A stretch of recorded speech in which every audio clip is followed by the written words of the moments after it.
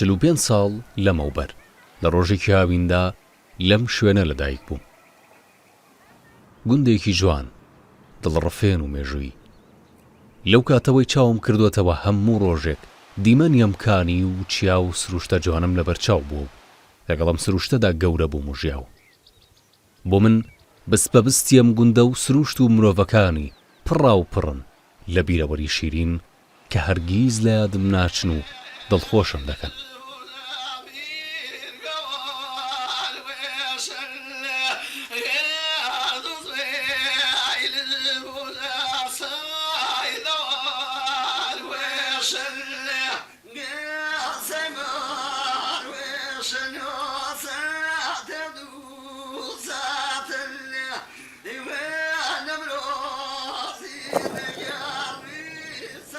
من ناوم بەرزانە، کوردێکی هەورامیم. پاڵنگان نیشتیمانی منە.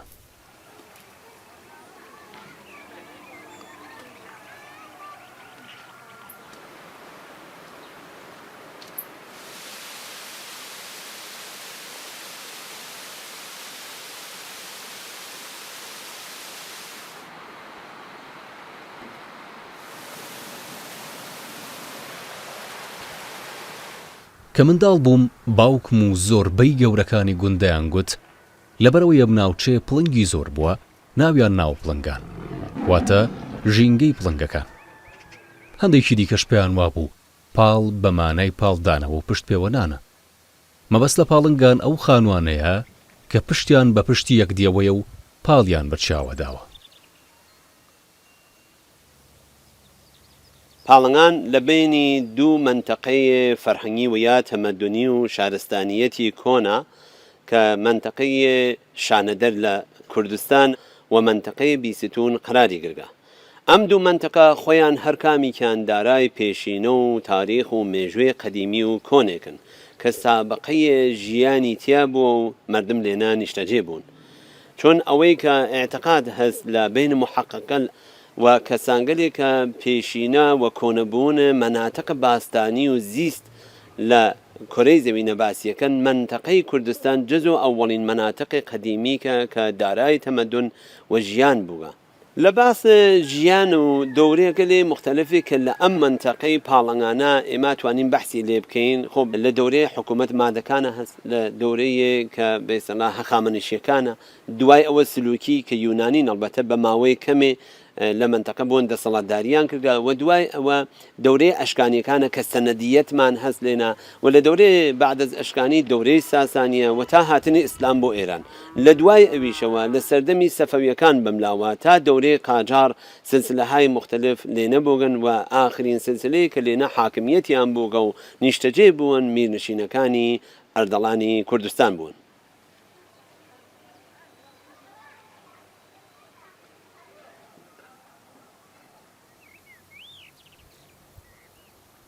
لە خوارە کێفی شاهوە و کێفێک مانەس بەناو زینانە لەم کێفە کەتیبێک مانەس بەناو کەتیبەی تەنگیوەر یا تەنگوەر کە لە تاقێک هلالیە لە حدودێ 50 متر ارتفاع و نسبت بە کەفێ چەمەکە یا ڕۆخانەکە قەراری گرگا لێنە ئەم کەتیبە بە خەتێ میخیە ئاشووری مربوطێ بە سارگۆنە دووەم پادشای ئاشوورە کە مربوط بە هزارێ ئەوڵە قبل از میلاد مەسیحا ئەلبەتە لێرە تەسویرێ نیمڕۆخێکیش هەست کە احتمالاً تەسویرێ پاوشاکە هەست بە فرموشکڵێ خاسێکەوە کە هاتکە لێرە شەرحی لە فتوحات و دەسەڵاتداری خۆی لە منتەقەکە عنوان کردگا و هەروەها لە کناریەوە ستایش و مەدحێ خوای حەفتگانەی کە ئێعتقادی بووگە پێ کە کۆمەکیان کردگە بۆ دەسەڵاتداری لە منتەقە لێرە شەرحی دریاگە مەسەلەی کە لێرە هەست کەتیبەی تەنگیوەر بەناو کەتیبەی هەورامان و کەتیبەی ئاشووری ناوی لێو ئەبرگێ و ئستنادی پێ ئەکردێت ئەم سەنگنوێشتە قەدیمیترین سەنەدێکە کە لە موردێ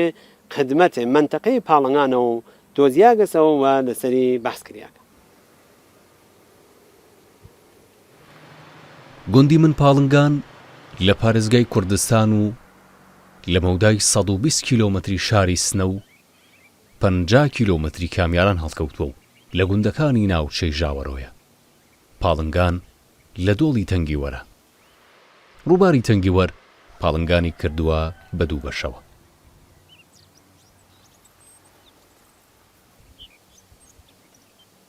بنچاک یا بنچاقی هەورامان سەنەدێک مهم کە لە منتەقەی مابینێ پاڵنگان و کەتیبەی تەنگیوەر ناوغارێک کە لێ نەبووگا لە ناو کووزەی کە پەیا کریاگە ئەم کووزە وەختێک باز کردگێ سێدانە سەنەدی تیا مشاهدا کردگێ کە ئەم سێدانە سەنەدە دوو دانەی بە زوانی یونانی و دانێکی بە زوانێ پارتی و یا ئەشکانی کە پەهلەوی پێئێژن نووسیاگە ئەم سێدانە سەنەدە لە مۆردێ دوودانە تاکستان و زەوینێ تر بووگە کە معاملە کریاگە مابینێ دوو نەفەر و تاریخ ئەم سێدانە سەنەدە دوودانەی مربوطە بە پێش از میلاد مەسیحا حدوداً 80 قبل از میلاد مەسیح و دانێکی چی کە دەورەی ئەشکانیە هەڵەگەڕێتەوە بۆ حدوداً 50 تا 52 میلادی چۆن دەورەی ئەشکانی لە پیش از میلاد و تا دەورانی میلادی مداومەتی بووگە ئەمما ئەم سەنەدە کە لەبان پۆسە و نووسیاگە لە ساڵ 1328 هجری قەمەریە وەختەیە ئەم بنچاقە پەیا کردگێ تەوەسودی سەعیدخانە کوردستانی کە پزیشکی بووگە ئەبرگێ بۆ کشوەری ئینگلیستان و بە موزەی بریتانیا ئەفرۆشکێ و ئیمڕۆ ئەم بنچاقە هەورامانە ها لە موزەی بریتانیا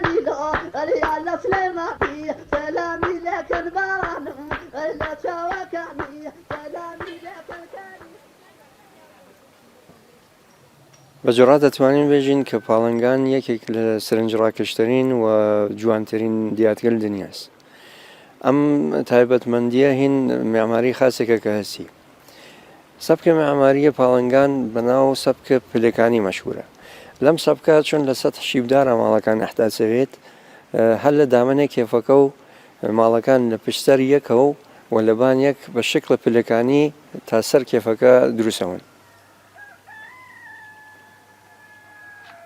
لە ناوچەی ئەوڕامانات خۆمانە بە تایبەت پاڵنگان ئەوینین کە ماڵەکان سەقفەکانیان مستەتەحە بەرخەلافۆ شتێکە لە مەناتقی وەک یونان و ئیتالیا و ئیسپانیا ئەوینین ماڵەکان شیروانین ئێمە سەقفە مستەتەحمان هەست و هەرەمە فرەتر ئەو حاڵەت پلەکانیە نیشانات و بەم شکلەسە کە سەقفە ماڵە خوارگین فەزایەک دروستەکە وەک حەوش بۆ ماڵە سەرگینەکان لەم فەزا کە کاربرد حەوش و تراسی هەست فعالیەتگەل ڕۆژانە سوورەتە گیرگێ وەک قاڵی شۆردن تەشی ڕێسانن سەوزی پاکردن جل هەڵخستن و یا ئستراحەتکردن و چای خواردن و معاشرەتکردن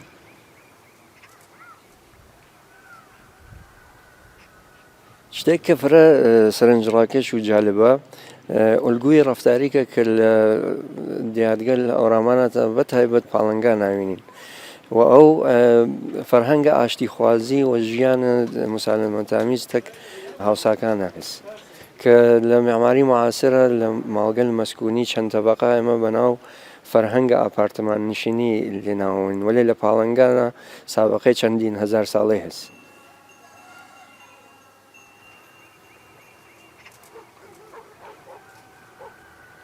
معماریە پاڵنگان معماری ئۆرگانیکە ئەمە یانێ مەساڵحی کە بەکارچووگە مەساڵح بوومیە. ئێمە بینین کە مردم پاڵنگان لە دڵ کێفا کوچکەکانیان تراشیگەوە بە شکل وشکەچین دیوارەکانیان چینیگە. لە دارگەل مختلف وەک چنار استفادەیان کردگە بۆ پۆشش سەقف و دروستکردن ستون و درگا و پەنجێرەکان. لە کاو لە خاکە سوورە و ئەڕوا خاک استفادەیان کردگە بۆ پۆشانن سەقفەکان. بەنابەرئین ئەم مەساڵحە هەم تەولیدی هەم مەسرەفی و حتا تەخریبی هیچ زیانێکی بە تەبیعەت نییە. بێگومان ئێمە ئەتوانین بێژین کە معماریە پاڵنگان هەمسووەتەک معماری پایدارە. لە معماری پایدارە تەوەجۆ ئەکرێ بە ژیان ئینسان بە ڕۆح ئینسان و متمرکزە بان دۆسی بین مرۆڤ و سرۆشتە. بەم بۆ نەوینین کە معماری پاڵنگان نەتەنها هیچ زدیەتێکی نییە تەبیعەتە بەڵکە جلوە و جوانی خاسێکی چیداگە بە محیط ئەترافی. و ئێمە شاهدە یەک دۆسی و ئاشتیخوازی بین مرۆڤ و سرۆشتین لە ئەم دێهاتە بەناوبانگە کە بە نەزەر من یەکێک لە دەلایل لە بەردەوامی و ماندگاریە ئەم دێهاتە چەند هەزار ساڵە هەرە مەسەلەسە.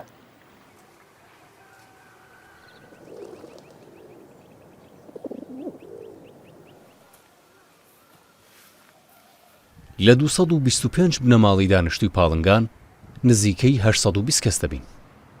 زۆرینە جوتیار یان ئاژەڵدار و گوزارانیان لە ڕێی بەرهەمهێنان و فرۆشتنی ئەو بەرهەمانەوەیە کە بەهۆی بەرزی ئاستیان لە ناو شارەکانی دەوروبەردا بەناوبانگن. منیش جاروبار کاری شوانی و ئاژەڵداری دەکەم، بەڵام پیشەی سەرەکی من شتێکی دیکەیە. وا باوە چەند بنەماڵە ئاژەڵەکانیان بەیەکەوە دەبەنە لەوە ڕوو هەر کەس بزن و مەڕی خۆی دەناسێت و هەندێکیش نابیان لەسەردادنێن. ئەم شێوازە لە کۆنەوە لە ناوچە کوردیەکان هەبووە و بەردەوامە. ئێستا کاتی شیردۆشینە و ئەم کچە لە مەڕەکانی دەگەڕێت و بانگیان دەکات.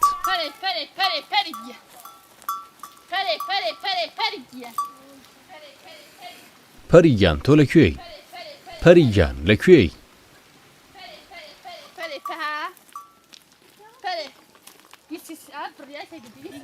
یەکێکی دیکە لە کار و پیشە باوەکان بۆ دابینکردنی ئابووری و بەدەستهێنانی بژێوی زۆر لە بنەماڵەکان بەخێوکردنی ماسی سەلمونە. ساڵی 2003 لە پاڵنگان پرۆژەی بەرهەمهێنانی ماسی سەلمون دەست بەکار. 54 شوێنی بەرهەمهێنان و بەخێوکردنی ماسی تیایدا چالاکن.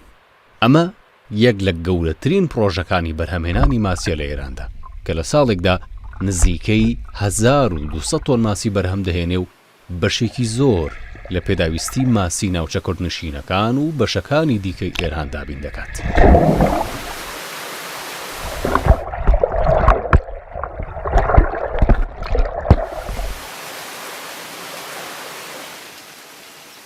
پیشەی سەرەکی منیش ئەمەیە، بەخێوکردنی ماسی سەلمون.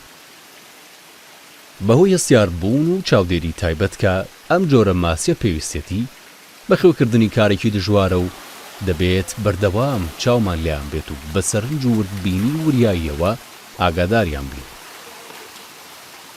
ئەم کارە لە لای من چێژبەخشە لەبەرەوەی دەمخاتەوە بیری سەردەمی منداڵی ولاویم کە لە ڕووباردا بە ماسیەکانەوە خۆمان سەرقاڵ دەکرد.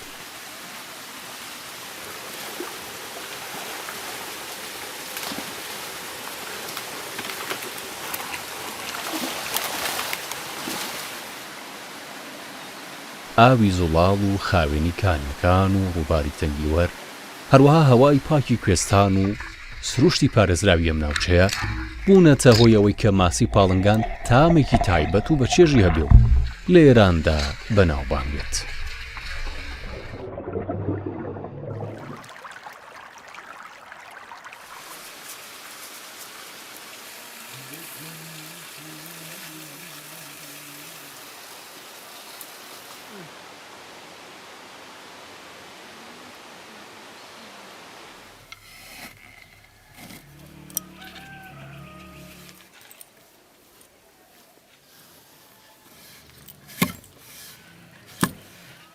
ژنان و کچان و دایکانی ئێمە شارەزایەکی تایبەتیان لە دروستکردنی کەلوپەلی دەستسازدا هەیە.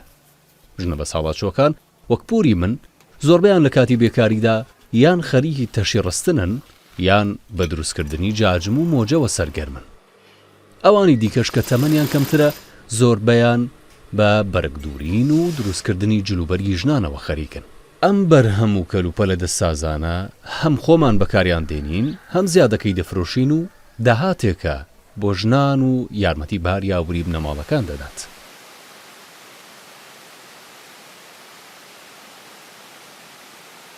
ئەمڕۆ دەمەوێ سەردانێکی قەڵای پاڵنگام بکەم.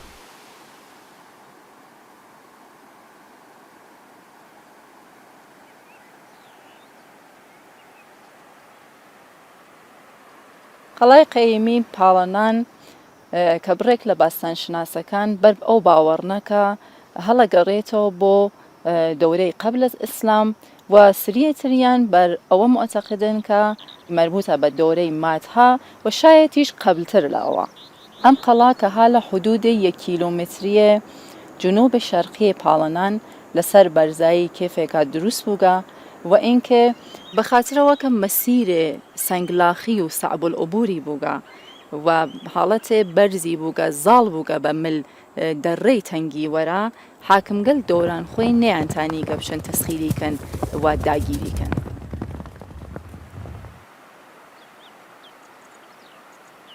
بعد ئەوە کە ئیسلام واردە ئێران بوو و حمڵەی مسلمانان بە قەڵای پاڵەنان شکلی گرت، بعد از محاصرەی 3 مانگە کە لە پشت دەرگای ئەم قەڵا مانۆ و نەیانتانی وارد بن بەخاطر ئەوە نفوذ ناپەزیر بوو ئەم قەڵا، لە نەهایەتە چەند نەفەر لە ساکنینی ئەو قەلعە دەرگاکەیان باس کرد و مسلمانان تانیان ئەم قەڵا داگیر کرد. بەڵام طبقێ قسە و ڕەوایەتێ قەدیمیگەل مسلمانان هیچ وەخت بە زۆر ساکنینی ئەم قەڵایانە مەجبور بەوە نەکرد کە دینی ئیسلام پەزیرشکەن. لە واقعە ئەوان بعد از چەند قەرنێ کە گوزەریە هەر بەر ئاین و مەذهب خۆیان کە یارسان و ئەلحەق و پایبند بوون و طبقی ڕەوایەتگەل مختلف ئەیژن ئەم ئاینێ یارسان شاخەیەکە لە ئاینێ زەرتشتی.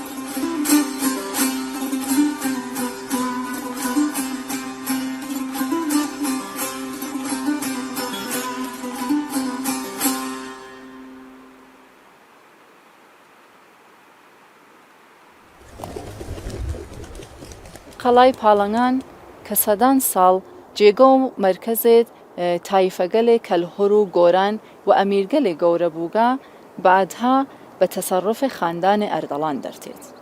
و زەمانێکە هەڵۆخانی ئەردەڵان لە ساڵی 996 هجریە قەمەریە ئەوێ بە فەرمانڕەوایی کوردستان ئەم قەڵا ئەکا بە دارولمەڵکی کوردستان و دوارە ئاوەدانی ئەکاتەوە. ئەم قەڵا تا دوای ئەوەکە خاندانی ئەردەڵان حکوومەتی خۆیان لە قەلعەی پاڵنگان و بۆ حەسەناوە کە نزیکی شاری سنەس ئینتقالدا ئاوەدان بووگە و لە حاڵ حازرە بەخشێ فرەی لەم بەنا بەداخەوە وێران بووگە و ئەتانین بێژین کە شتێکی لێ نەماگە.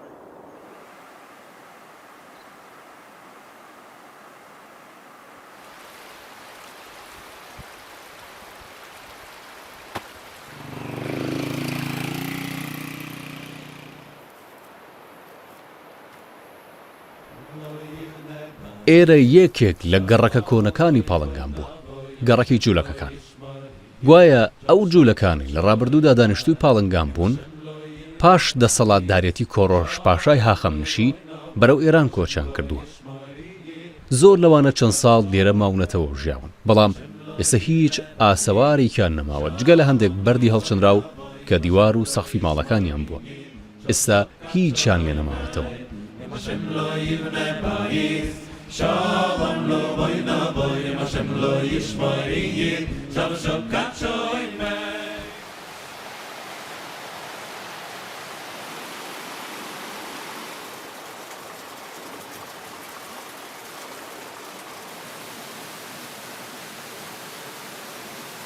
لە پاڵنگان هەموو ڕۆژێک گەشتیارە ئێرانی و بیانیەکان دەبینین کە بۆ سیرکردنی گوندەکەمان دێن. بەخێر بێن بۆ ئەم بەهەشتەونە.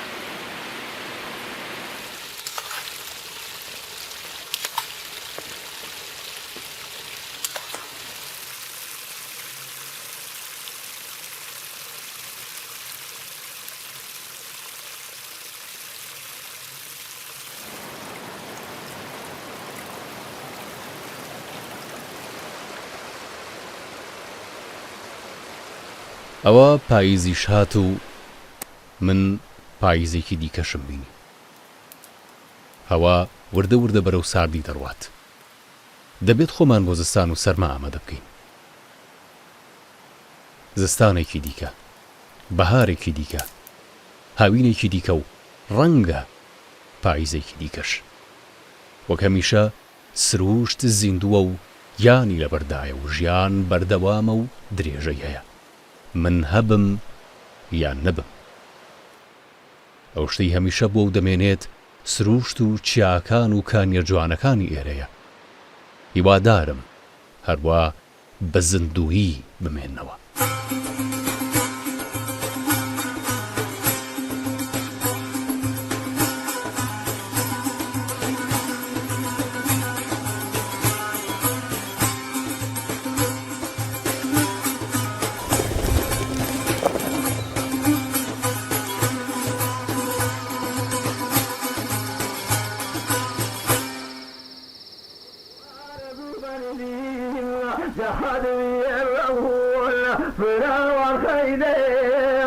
صوتك الأول شيرين قياول هبينا قربه أنا جبسو فيري ومرو أنا جبسو